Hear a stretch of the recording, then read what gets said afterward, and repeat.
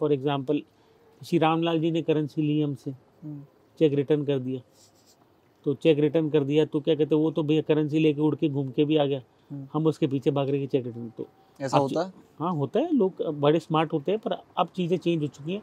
तो हम पिक्चर देखने गए थे, मैं 6 में था, तो हमारे जो पीईटी टीचर है तो स्कूल के बाहर खड़े थे, सर आप भी देखने आओ, कहते बेटा कल आओ तुमको बताते कौन सी पिक्चर देखने आओ।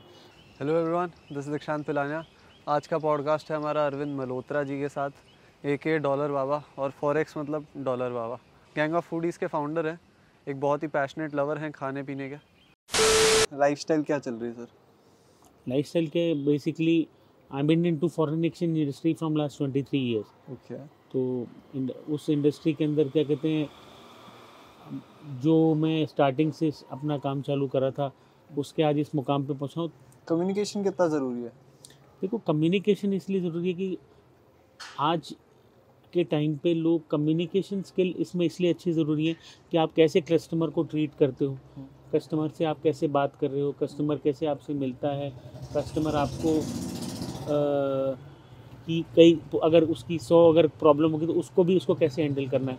अब किसी ने आपको कहा कि भैया मेरे को तो 10 मिनट के अंदर क्या कहते हैं तंदूरी चिकन चाहिए, तो आप ये तो है नहीं कि आप बना के रखोगे, तो उसको समझाना पड़ता है कि 10 मिनट नहीं, मार्केट में बंदा जाके निकला हुआ है तो उसको रश भी मिलेगा, ट्रैफिक भी होगा, तो उसको समझाना और उसके कस्टमर को कैटर करना कैसे करना है, ये कम्युनिकेशन स्किल्स होते हैं जो कि आज की जो नए जनरेशन को समझने चाहिए कि हर चीज़ को आप फटाफट अपने आप नहीं पा सकते, उसके लिए आपको you have to do a good work, amount of hard work to achieve that. So communication skills are more important.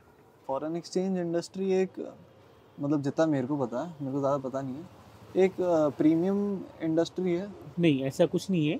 देखो जो भी कोई बाहर घूमने जाता है वो क्या कहते हैं फॉरेन एक्सचेंज लेता है, चाहे पर एक गरीब आदमी तो बाहर घूमने जाता ही नहीं ना। गरीब आज के टाइम पे देखिए हर एक मिडिल क्लास फैमिली में से अगर अपन और अगर देखें तो कोई ना कोई बंदा बाहर रहता ही है। गरीब की बात नहीं मैं कह सकता। देखिए अगर ये तो आपके स्किल के ऊपर है कि अगर आप इतना पढ़ते हैं और आप चाहते हैं कि मैं और पढ़ना चाहूँ तो लोग बाहर घूमने पढ़ाई के पर्पज़ से जाते हैं, उसी तरह लोग घूमने के पर्पज़ से जाते हैं। तो ये ऐसा नहीं कह सकते कि एक पर्टिकुलर एक सेगमेंट का है। एवरीबडी आज अगर कोई अगर आप भी मैरिज करते हैं तो आप भी घूमने के लिए जाएंगे, अगर कोई पढ़ने जाएगा जिसमें पढ़ने में ललक होगी तो वो बाहर पढ़ने में जाएगा। कंपैरेटिवली बाहर की पढ़ाई महंगी होती है, इंडिया में सस्ती होती है, बट लोगों को एक वो होता है ना कि ब्रांड बेंचमार्क होता है कि बॉस्टन यूनिवर्सिटी, मिडिलसेक्स यूनिवर्सिटी, तो ऐसी यूनिवर्सिटीज़ होती हैं जिनसे क्या कहते हैं लोग पढ़ के अपने आप को अपनी डिग्री में और इजाफा करना चाहते हैं। जितना फॉरेन एक्सचेंज से मेरे को समझ में आता है कि आप अगर 80 रुपये डॉलर का रेट है तो आप 80 में ख़रीदते हो, और जब 82 83 होता होगा तब आप कस्टमर्स को दे देते हो। नहीं ऐसा नहीं होता, इसमें भी अप्स एंड डाउन चलते रहते हैं शेयर मार्केट की तरह।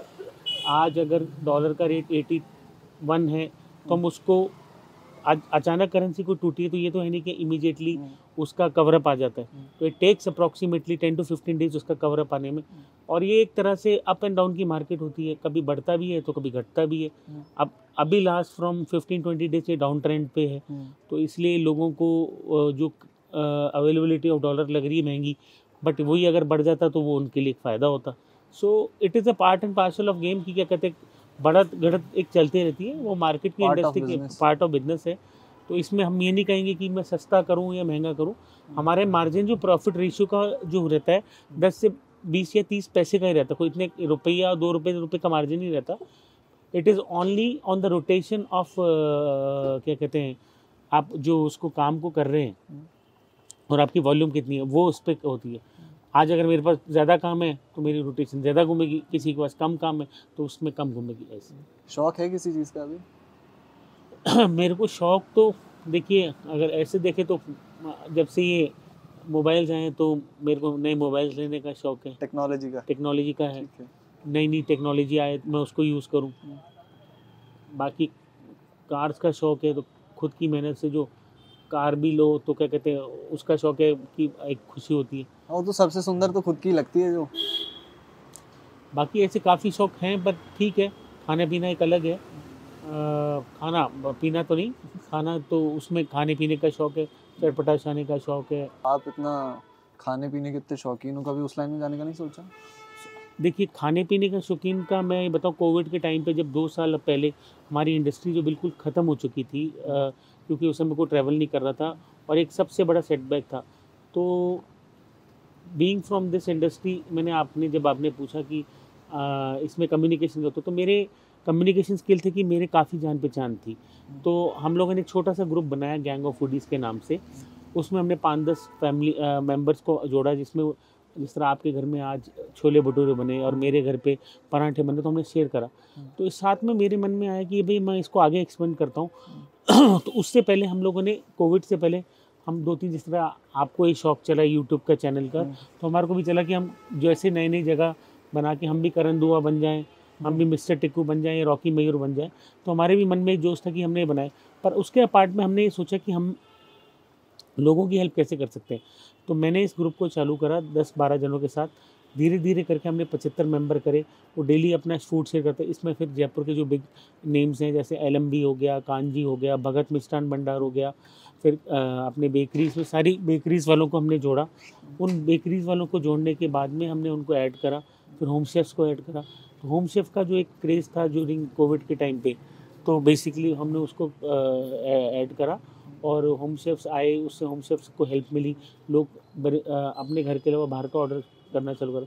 और जितने जितने छोटे बड़े बड़े आउटलेट हैं, उन्होंने सबने आपस में अपने आप को एक लोगों को बताया कि क्या कहते हैं, हम लोग उनकी हेल्प करी।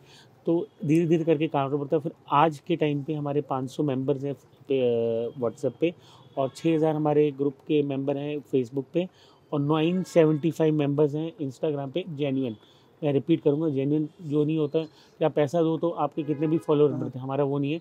जेन्युइनिटी पे हम विश्वास करते हैं। और मेरे साथ मेरी एक 5 जनों की टीम भी है, जिसमें मिस्टर निमेश मुठानी है जो कि को फाउंडर हैं, और उसके बाद में मिस्टर संजय कौशिक हैं जो टूरिज़्म इंडस्ट्री से हैं, और साथ में मिस्टर मनप्रीत सिंह हैं जो कि सीईओ हैं अपने सतनाम मोटोकॉर्प सतनाम होंडा के। और एक साथ हमारे मिस्टर पवनीत सोडी हैं, सोडी टेक्सटाइल से, उनका टेक्सटाइल का बिजनेस है। और एक हमारे साथ है मिस्टर अनिल राज कपूर। तो ये इन टीम के साथ में हम अब इसको ऑल ओवर इंडिया के लेवल पे लेके जाना चाह रहे हैं। ओके, तो इसके पीछे आपका सेल्फिश मोटिव क्या है? क्योंकि ह्यूमन एक सेल्फिश एनिमल है। देखिए, सेल्फिशनेस तो कुछ भी नहीं है। मेरा एक छोटा सा एक नज़रिया है कि मैं लोगों को सपोर्ट करूं। मैं हमेशा है कि आप कितना केयर किसी के लिए करते हैं, उतना केयर आप लोगों को केयर करोगे तो वो लोग भी आपके साथ प्रति ज़्यादा समर्पित रहेंगे। मैंने ये कोई पर्सनल ग्रुप या इंटेंशन से नहीं खोला था। आज अगर मेरे ग्रुप के किसी मेंबर को अगर 10 ऑर्डर आते हैं, 100 ऑर्डर आते हैं, तो उसमें उसका बढ़ावा चलता है और मेरे को खुशी होती है कि मेरे कारण किसी बंदे का, हमने उसको क्या कहते हैं हेल्प करी और उसका क्या बस ऑर्डर्स आना शुरू हुए। तो धीरे धीरे ये तो उसकी खुद की क्वालिटी है और उसका जो टेस्ट है, वो जो लोगों के बीच प्रति आपके नज़रिया बनता है कि आपका खाने का टेस्ट कैसा है। खाना तो हर जगह पे मिलता है, बट एक पर्टिकुलर टेस्ट को डेवलप करना, लोगों की उनकी डिमांड करना। आज हमारे ग्रुप में अगर किसी को भी कोई हेल्प चाहिए होती है, किसी को खाना चाहिए, किसी को मालवीय नगर में चाहिए, तो मेरे पास उसका कॉन्टैक्ट है।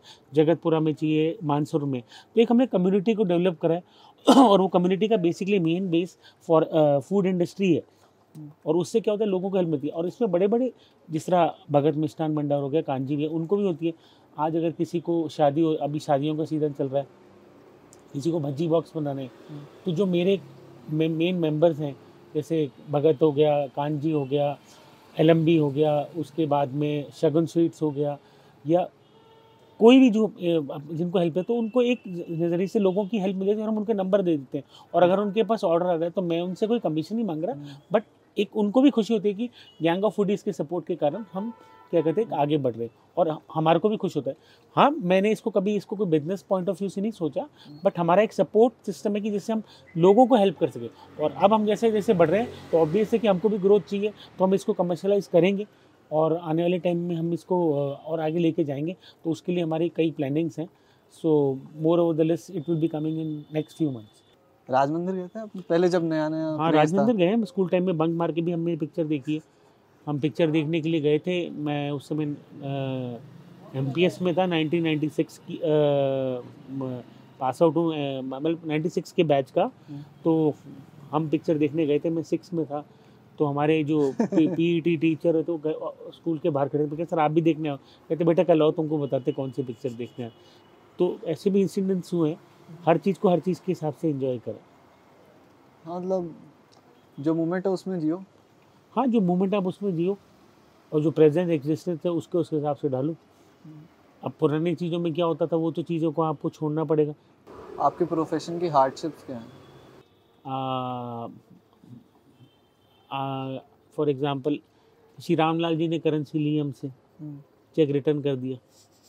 तो चेक रिटर्न कर दिया तो क्या कहते हैं, वो तो भैया करेंसी लेके उड़ के घूम के भी आ गया, हम उसके पीछे भाग रहे कि चेक रिटर्न। तो ऐसा होता है? हाँ होता है, लोग बड़े स्मार्ट होते हैं, पर अब चीज़ें चेंज हो चुकी हैं। आदमी ठोकर खा के सुधरता है। अब प्रेफरेंस ये होता है कि पहले आप क्या कहते हैं चेक क्लियर कराएं, क्लियर होने के बाद में हम आपको करेंसी डिलीवर करेंगे। बाकी अप टू 49,999 हम कैश एक्सेप्ट कर सकते हैं अपनी करेंसी एक्सचेंज में, जिसमें उसमें कोई दिक्कत नहीं होती। अगर कस्टमर को और चाहिए तो क्या कहते हैं ऑनलाइन ट्रांसफ़र करें।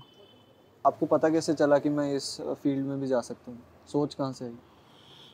ऐसा कुछ नहीं था, बचपन से मेरे को कॉइन्स और बाहर की करेंसी और स्टैम्प्स को कलेक्शन करने का शौक था।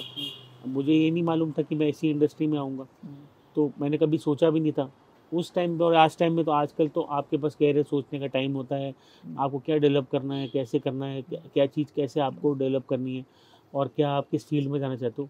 उस टाइम ऐसा कुछ नहीं था, बस एक था कि जो सबसे बड़ी मेन चीज़ है कि आपकी डेडिकेशन थी कि आप कोई भी चीज़ को आप अचीव करना चाहो तो आप उसको कैसे करते हो और कैसे काम में लेते हो, वो ज़रूरी थी। बाकी थिंग में कोई चीज़ ऐसा नहीं है कि आप अचीव नहीं कर सकते, मेहनत करनी पड़ती है। जी sir, thank you so much. Thank मुझे you. बहुत अच्छा लगा आपसे बात करके। Thank you.